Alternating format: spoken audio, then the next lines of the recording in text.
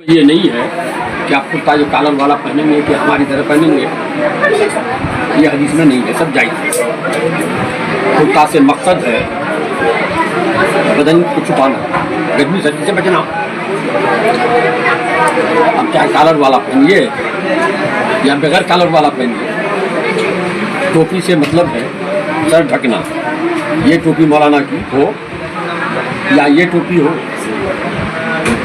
या दूसरे टाइप की टोपी हो, कैसी टोपी होनी चाहिए। तो देहात में किसको शहर कहते हैं, किसको देहात कहते हैं, हदीस में ये नहीं है। इमाम आज़म ने, वो हनफी है ना, इमाम अबू हनीफा ने अपने टाइम में लिखा कि देहात में जुमा जायज़ नहीं है, जायज़ नहीं है। तो उस वक्त कौन सा देहात था, आज कौन सा देहात है? क्योंकि देहात किसको कहते हैं और शहर किसको कहते हैं, ये तो हदीस में है नहीं। तो ये समझना होगा कि देहात किसको कहते हैं जहाँ जुमा जायज़ नहीं है। हदीस में है, इमाम आज़म ने भी लिखा है कि कुआं जानते हैं। अब तो इस ज़माने में कुआं ही नहीं, तो कोई आज का बच्चा तो कुआं जानेगा नहीं, कुआं क्या चीज़ है। बोरिंग जानता है सब, बोर जानता है, कुआं तो होता नहीं है। इमाम आज़म अबू हनीफा ने लिखा, कुआं में कुत्ता भी गिर जाए, गिर के मर जाए, सूअर भी गिर जाए, सूअर गिर के मर जाए, तो कुआं तो नापाक हो गया। तो इमाम आज़म ने लिखा है कि 200 बाटी पानी उसको या बाटी जो बोलते हैं, पानी निकाल दो, पाक हो जाए।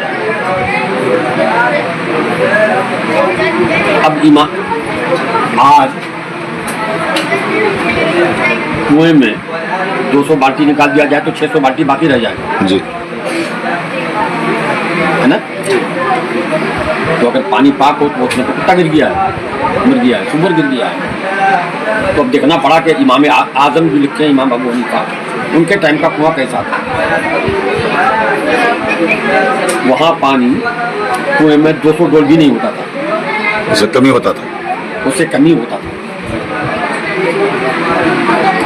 इसका मतलब ये हुआ कि पूरा पानी निकाल दिया जी। आज 200 डोल निकालने से पाक नहीं होगा, पूरा पानी निकालना होगा जितना डोल,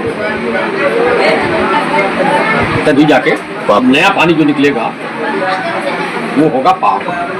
पानी तो जमीन से निकलता है जी, तो वो पानी होगा पाक। तो उस टाइम का कुआं और आज के कुएं में फ़र्क है। उस टाइम का देहात, आज के देहात में फ़र्क है। आज भी कहीं कहीं है देहात, कोई है। हाँ, आप चले जाइए ठाकुर, आप चले जाइए कर्नाटक, 3 घर मुसलमान हैं, 5 घर मुसलमान हैं। उन लोगों को एक कपड़ा लेना हो तो बस से शहर जाना पड़ेगा, मार्केट जाना पड़ेगा। वहाँ कोई मार्केट नहीं है। उन लोगों के घर में अंडा अपना, अंडा खरीद के नहीं खाता है, मुर्गी अपनी, मुर्गी खरीद के नहीं खाता है।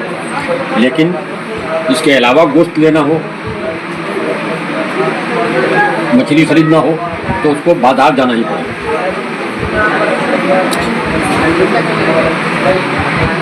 वो है देहात उस जमाने का। शहर उस जमाने का क्या था, उस जमाने में पक्का सड़क का तो रिवाज था नहीं। रोड उस जमाने में पक्का होता ही नहीं था, कच्चा ही रोड होता, रास्ता होता था, चौड़ा रास्ता होता था, बैलगाड़ी पास हो सकता। हदीस में हुजूर ने फरमाया कि रास्ता ऐसा बनाओ,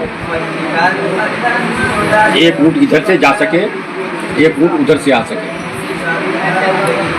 क्रॉसिंग वाला, आप क्रॉसिंग कर सके, जा सके जी।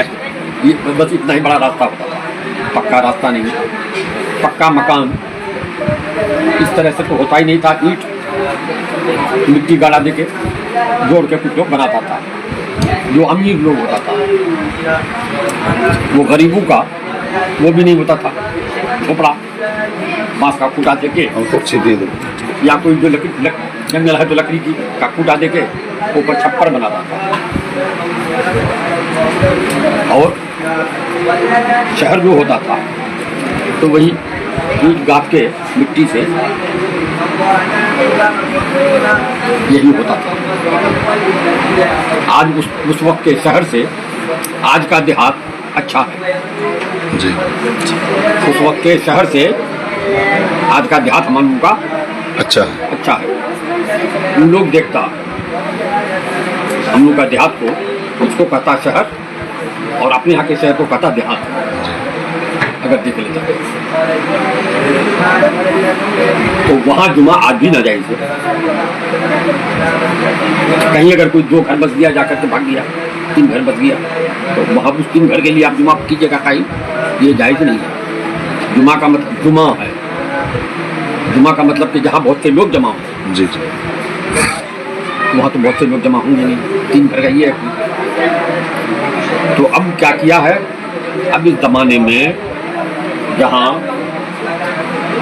मस्जिद है, मस्जिद में पूरी आबादी के लोग अगर नमाज पढ़ने आ जाएं तो जगह नहीं है। वो इस जमाने के लिए शहर है। जुमा के मसले में शहर है। आज हम लोगों के इस इलाके में कोई गांव ऐसा नहीं, इसको गांव कहिए, कोई आबादी ऐसी नहीं जहाँ के सब लोग आ जाएं तो किसी एक मस्जिद में समझ आए, ऐसा नहीं है। यहीं पर 1, 2, 3, 4 मस्जिद है, 4 मस्जिद है, और फिर भी सब लोग नहीं आते। 4 भाई है, 4 भाई का 5 बेटा है, तो सब कोई जुमा पढ़ने नहीं आता है। कोई जुमा पढ़ता है, कोई जुमा पढ़ता ही नहीं है। 5 वक्त तो खैर बहुत कम। जुमा में जो लोग आते हैं वो भी है, घर के सारे लोग नहीं जाते जुमा पढ़ने के लिए। अगर घर के सारे लोग जाएं तो 5 नहीं 15 मस्जिद बनानी पड़ेगी। तो खाली किताब पढ़ के मसला बताने से नहीं होगा। मेरे यहाँ देखिए दवाएं रखी है मेरी अपनी, मगर डॉक्टर जो दवा लिखता है तो खाली शीशी में लिखा हुआ जेली की दवा है, 3 टाइम की जेली की दवा है। नहीं, वो दवा की शीशी जब दीजिए, दवा की शीशी में ये लिखा है कि किस बीमारी की दवा है, मगर वार्निंग दिया हुआ है कि डॉक्टर से पूछ कर ही खाइए आप। यही लिखा रहता है ना सब दवा में, जो भी दवा लीजिएगा लिखा रहता है डॉक्टर से पूछ के खाइए। दवा तो खांसी की, हमको खांसी आए हमको खा लानी चाहिए, मगर क्यों डॉक्टर से पूछने के लिए कहता है? यानी खांसी एक तरह की नहीं होती, एक तरह की नहीं होती। फिर आपको वही दवा सूट करेगी कि नहीं करेगी, ये आपके बदन किस हिसाब का है, इनका बदन किस हिसाब का है, किसको कौन सी दवा सूट करेगी नहीं करेगी, तो डॉक्टर देख के तब आपको बताएगा। मेरे घर में मेरे बड़े भाई आज भी जिंदा है और वो हमसे ज़्यादा तंदुरुस्त है। तंदुरुस्त क्यों है ज़्यादा? वो कुछ तो वो उनका अलग है कि वो घर में रहे, माना बच्चे भी क्यों? कुछ खेती बाड़ी की है, वो चलते फिरते रहे। हम बैठे बैठे बैठे बैठे मेरा ये खर्च हुआ, उनका बदन खर्च हुआ, तो बदन उनका आज भी सही सही है। हमारा ये सही बदन खत्म हो गया, जो आदमी पकड़ के ले जाता है। आप वहाँ भी देखें, जी हाँ, वहाँ तो गए यहाँ भी देखे आप जी। आया तो बड़ा पकड़ के लाया कि कहाँ गिर जाए। डॉक्टर ने कह दी तो कहिए अकेले नहीं चलना है, पेशाब पैखाना भी जाना है, बाथरूम भी, तो बाहर आदमी खड़ा रहे, क्या पता हम बाथरूम में गिर जाए। तो मेरे भाई बीमार पड़े उनकी छोटी वाली बच्ची बीमार पड़ गई। किशनगंज में बहुत पुराना मशहूर डॉक्टर है, आदमी है, वो बूढ़ा हो गया है। उनका बेटा अमेरिका से पढ़ के आया है, बहू भी अमेरिका से पढ़ के डॉक्टर बन के आई है। वो हम उनका घरेलू डॉक्टर था, किसी को कुछ हो तो उसी के यहाँ का इलाज होता था। इतना था घरेलू ऐसा था कि हमको नंबर लगाने की जरूरत नहीं, जिस वक्त हमारे घर का कोई जाएगा इलाज कर दो। किसी को पूछने की जरूरत नहीं, कंपाउंडर को पूछने की जरूरत नहीं, भूल जाएगा वो। आज भी उसके यहाँ वही हमारा। अब वो पहचान नहीं पाता है, बूढ़ा हो गया। अब पूछता है, कौन गुजर गया? तो बोलेगा फला जगह से आए, फला है। अच्छा अच्छा लाओ, पहले तुम को देख ले। उसके यहाँ मेरा भाई भी गया, मेरी भतीजी भी गई। बुखार 105 से कम नहीं हो रहा है किसी का, सेम है। देख के उसने कहा कि भाई साहब को दिया इंजेक्शन लिख, तो वो सेम इंजेक्शन का कैप्सूल आया था। कैप्सूल लिखा बच्चे को, लाए 2 दिन तक कोई कम नहीं हुआ। फिर लेके गए, डॉक्टर साहब कहाँ कम हुआ? अब 105 डिग्री बुखार में आदमी का बदन जल जाएगा, खून जल जाएगा। डॉक्टर साहब सोच में पड़ गए, ये तो आखिरी इलाज है इसका, इसके अलावा और कोई दवा है नहीं इससे अच्छी।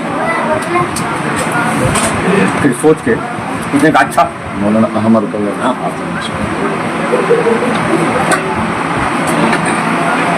ऐसा कीजिए, अब इंजेक्शन इसको लगा दीजिए बच्ची को, कैप्सूल उनको दीजिए। एक कैप्सूल वही भाई साहब खाए, एक इंजेक्शन उसी का कंपाउंडर लड़की को लगा दिया। कहा कि 3 घंटा यहाँ इंतजार और मत जाइए, देखेंगे एक क्या होता है। 3 घंटे में बुखार गिरने लगा, उतरने लगा। 3 से 4 से 5 से 4 आया, 4 से 3 आया, 3 से 2 आ गया। बस यही इलाज है, ले जाइए 5 इंजेक्शन इसको लिख दीजिए, बाद कैप्सूल आप खाइए। तो खाली लिख किताब में लिखा रहेगा, दवा में तो बुखार की दवा है, इससे काम नहीं होगा। देखना पड़ेगा कि कहाँ क्या हाल है। वो किताब में लिखा हुआ दिखे कि 200 डोल निकाल दीजिए, पाक हो जाएगा। आप आज सुगर गिर गया, पाखाना गिर गया है, 200 डोल निकाल दीजिए, पाक हो जाएगा।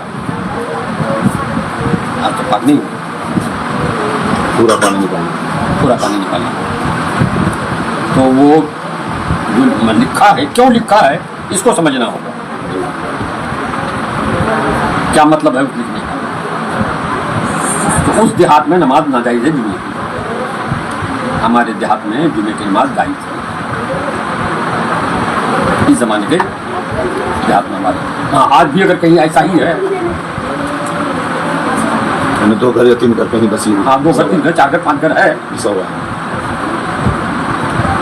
गुजरात की तरफ जाइएगा, राजस्थान की तरफ जाइए, यूपी में भी, और बिहार का भी पश्चिमी इलाका है, पूरा गांव हिंदुओं का है, 5 घर 7 घर। इधर मेदिनीपुर, पुरुलिया इस तरफ भी है, इधर भी, हाँ। वहाँ पे जुमा जाएगी। अगर जो शहर बड़ा गांव है, बड़ा गांव है, लेकिन 4 या 5 घर घर बसा हुआ है। हाँ 5 घर मुसलमान है, अच्छा घर बसा हुआ है। उसके लिए जाएगी। अब हम लोग के इलाके में तो मुसलमान की आबादी ज़्यादा है, कोई गांव ऐसा नहीं है जिस गांव में 100 घर आदमी नहीं हो, जाएगी। और अगर कहीं जायज़ नहीं है, जहाँ जायज़ नहीं है वहाँ जुमा नहीं होगा, तो जुमा नहीं पढ़ना होगा वहाँ। जुमा और जोहर दोनों नहीं पढ़ सकते। नमाज है 24 घंटे में 5 वक्त, 6 वक्त की नमाज नहीं है। फर्ज नमाज 6 वक्त की नहीं है, 6 वक्त की अल्लाह और रसूल ने 5 वक्त की नमाज बताई है। आप 6 वक्त पढ़ रहे हैं तो गलत कर रहे हैं। तो जो लोग ये कहते हैं कि जुमा पढ़ो, जुमा के बाद फिर जोर पढ़ो। वो कै वक्त की हुआ? 6 वक्त की हो जाए, अकीदा खराब हुआ।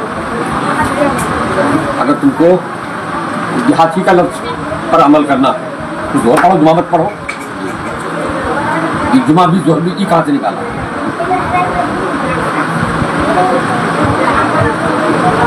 जो लोग बहस करते हैं मैं उनको नहीं कहते, नहीं जाइए आप लोग जोर पढ़ो, ठीक है, मैं जुमा मत पढ़ो। अब ये जो नए नए मौलवी की किताब पढ़ के आते हैं, किताब भी नहीं समझता है, बंगाल का मौलवी तो अरबी नहीं समझता है, उर्दू भी नहीं समझता है।